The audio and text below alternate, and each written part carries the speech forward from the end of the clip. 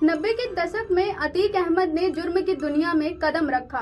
जैसे जैसे उम्र बढ़ती गई वैसे वैसे अतीक का नाम यूपी की राजनीति और माफियाओं की जुबान पर आने लगा।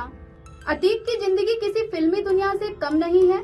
अतीक ने अपराध की दुनिया से लेकर राजनीति में अपनी अलग अलग पहचान बनाई है। एक तरफ अपराध जगत में नाम बढ़ रहा था तो दूसरी तरफ राजनीति में अपनी साख जमा रहा था। धीरे धीरे समय बीता और अतीक का नाम भी लोगों की जुबान पर रटने लगा। एक समय ऐसा आया कि उत्तर प्रदेश में प्रयागराज का नामी ग्रामी बदमाशों की लिस्ट में अतीक अहमद का नाम शामिल हो गया। इसके बाद लोगों में दहशत बनाने का जुनून चढ़ने लगा। फिर साल 2004 में राजूपाल की हत्याकांड में नाम आया। जानकारों का मानना है कि इस हत्याकांड को दिन दहाड़े अंजाम देने के पीछे की वजह थी लोगों में दहशत स्थापित हो सके। वो समय ऐसा था जो अतीक के लिए एक टर्निंग पॉइंट था। वहीं जुर्म की दुनिया में अतीक का नाम इसलिए चर्चा में था क्योंकि मामला एक वर्तमान विधायक की हत्या से जुड़ा था। दरअसल 2004 में राजूपाल के विधायकी जीतने के बाद अतीक ने शहर में दहशत फैलाने की दृष्टि से राजूपाल की हत्या की साजिश रची थी। फिर वारदात को अंजाम दिया गया। समय बीतता गया और अतीक और उसके गैंग के आतंकियों का आतंक चलता रहा। सत्ता बदलते ही खुद को उस पार्टी में शामिल होकर खुद को बचाना उसके लिए आम बात हो गई।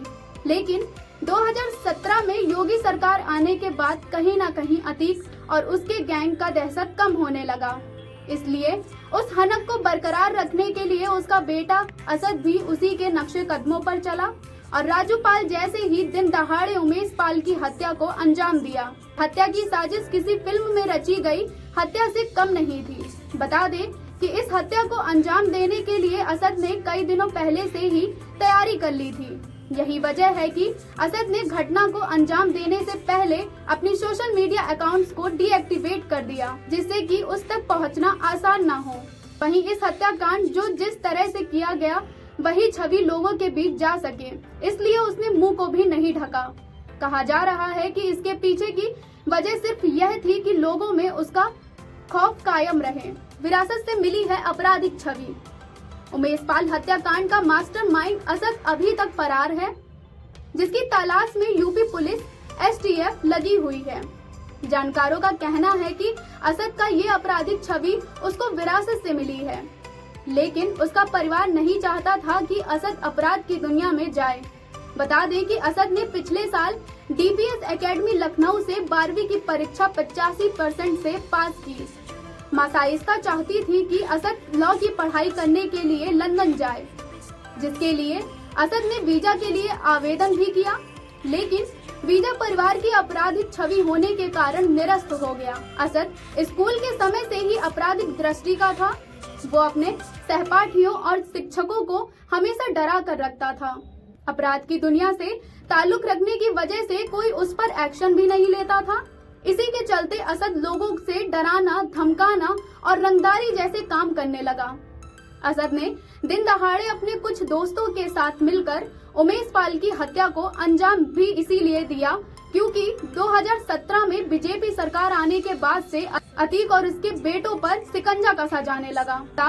चाचा और 2 भाइयों के गिरफ्तार होने के बाद असद की आपराधिक छवि दिन पर दिन बढ़ती गई। अंडरग्राउंड था असद अहमद। असद पिछले कुछ दिनों से ही अंडरग्राउंड रहकर हत्या की साजिश रच रहा था। असद चाहता था कि प्रयागराज में एक बार फिर से अहमद परिवार का डर लोगों के दिलों में बस जाए, जिससे कि कोई दोबारा उनके खिलाफ खड़े होने की जुर्रत न कर सके। असद के ये मंसूबे कामयाब हुए। उसने बिना मुंह ढके पूरी घटना को अंजाम दिया, जिसके चलते उसका चेहरा वहीं पास की दुकान में लगे सीसीटीवी कैमरे में रिकॉर्ड हो गया। इसका सीधा मतलब तो यही है कि असद चाहता था कि लोग उसे इस वारदात को करते हुए देखें, जिससे लोगों के बीच भय को फैलाया जा सके। इस घटना को अंजाम देने के लिए असद, उसके साथी गुड्डू मुस्लिम, सदाकत खान और अन्य लोग भी शामिल थे। इस घटना की साजिश बॉयज हॉस्टल के एक रूम में की गई। इसी रूम में कुछ दिनों से असद और उसके साथी अंडरग्राउंड थे। घटना से कुछ दिन पहले ही असद और उसके साथियों ने अपने अपने सोशल मीडिया अकाउंट को डीएक्टिवेट कर दिया, जिससे उनकी हिस्ट्री का पता न लगाया जा सके। एक रिपोर्ट के मुताबिक अतीक के बेटों की निर्भीकता देखने को तब मिली जब एक राजनीतिक सभा में अतीक के बेटे अली ने 2 साल पहले भड़काऊ भाषण देते हुए कहा था कि मछली के बच्चों को तैरना नहीं सिखाना पड़ता। ये बोल अतीक के बेटे के हैं, जिससे ये साफ जाहिर होता है कि अतीक के बेटे भी अतीक जैसे ही दहशतगर्दी को फैलाने वाली दृष्टि के हैं। बता दें कि 24 फरवरी को हुए उमेश पाल हत्याकांड को अंजाम देने के बाद अतीक का तीसरे नंबर का बेटा असद फरार है। उमेश पाल की हत्या के बाद यूपी पुलिस इनामी असद की तलाश में लगी हुई है। असद को यूपी पुलिस ने 50,000 का इनामी बदमाश घोषित किया है। उसके साथ घटना में मौजूद शूटर्स को भी पुलिस और एसटीएफ ढूंढने का प्रयास कर रही है।